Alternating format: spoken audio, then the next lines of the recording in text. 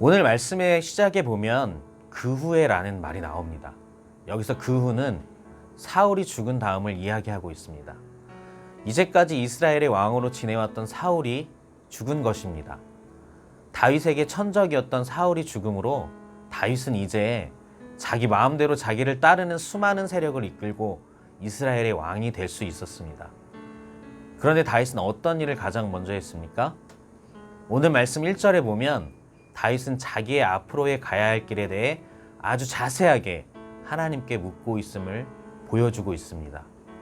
이미 사무엘을 통해 어렸을 때 기름을 부은 다윗이 사울이 죽었으니 이제 내가 왕이 될 때가 왔구나 라고 생각하면서 자기의 뜻대로 행할 수도 있었던 아주 좋은 시기였습니다.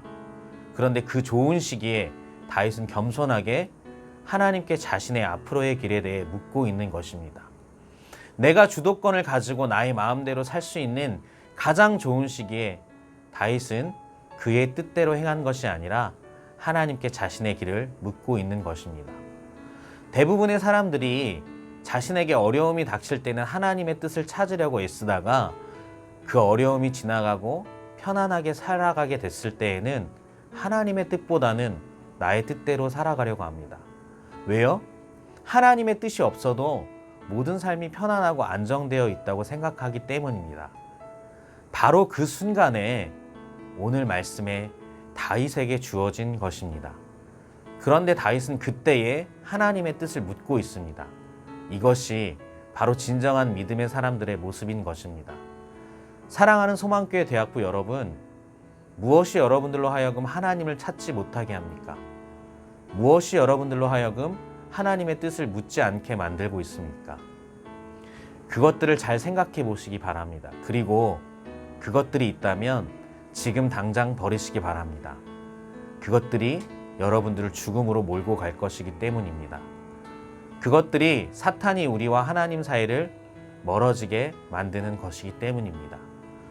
가장 나의 뜻대로 해도 될 상황에 하나님께 엎드리십시오. 그리고 하나님께 물으시기를 소망합니다. 하나님, 저를 향하신 하나님의 뜻은 무엇입니까?